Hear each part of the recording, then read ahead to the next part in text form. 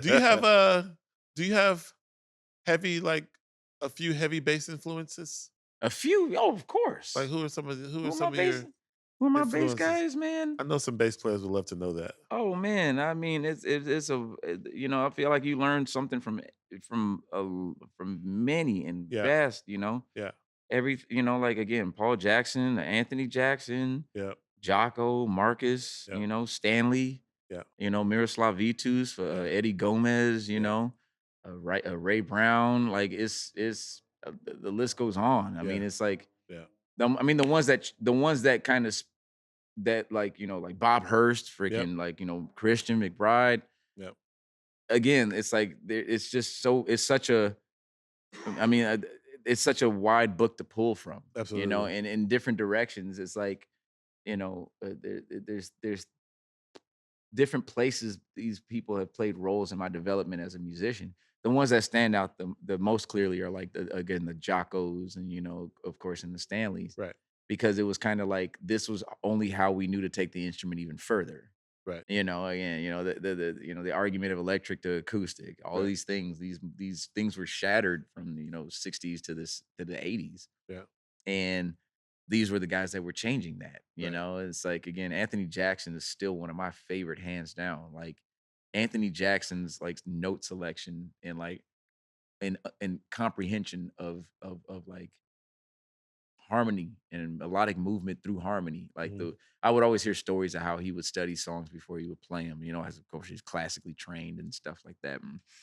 Oh, he was classically trained. Yes, he was. Oh, did he play upright too? I believe so, Yes, to be but we classical, know yeah. him as electric. Right, right, But when you listen to him playing on records, you could hear his ability to hear further than right in yeah, front of what was, right, right, and he right, would dance around with you in the pop, and then he'd be like, "Actually, motherfucker, here's a sharp 11. right. Here's a flat. Oh, actually, you could also play this from this perspective." And you'd be like, "Man, I would have the note selection like you would never, be like, I would have never thought to do that Right, without." But it comes from again a vast knowledge base of where he came from. right. And also he was like, there's certain musicians that were like kings in my house growing up. You know what I mean? Anthony Jackson being one. Stanley Clark was like, and it still is, Yeah, hands down the greatest, if not one of, you know what I mean? yeah, Like life changing, you yeah, know? yeah. And I don't know, man. It's just I could talk about so many. I mean, it's like more of my some of my more recent favorites. Again, I mean, there's a few. Like I've always been a fan of Esperanza. Mhm, Like mhm. I like again, she is one of a kind. Yep, You know, yep. there's a young chick that I've paid attention to over the years named Mohini Day. Mhm, She's just again a monster of a bass player. mhm. From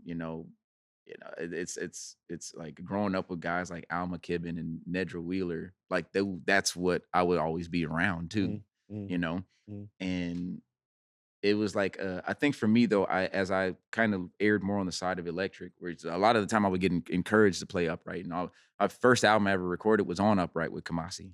Really? Yeah, the Young Jazz Giants first album I was playing upright the whole album. Gotcha. And it's like even the only formal training I actually had with this, other than growing up with Reggie and Kamasi and everybody, was I went to Colburn at USC under a bassist by the name of Dave Young, and he taught me about French bow and German bow. And it was like I started learning a bit of classical, but at the same time, it was like I'll be going and playing on the weekends with Kamasi and everything. But it was for a couple years of my life. Mm.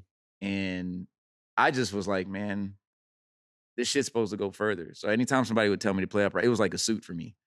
Don't tell Mm. me to play upright. You play upright, motherfucker. Like, and I'm like, well, turn your bass down. They'd be like, I can't.